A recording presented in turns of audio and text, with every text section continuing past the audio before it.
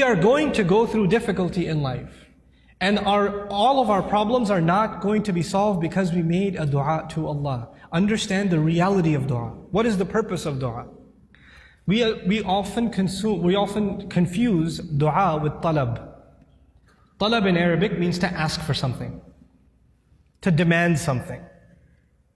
Dua means literally to call. That's what it means. Da'awtukum, I called you, I invited you, I cried out to you. This is dua.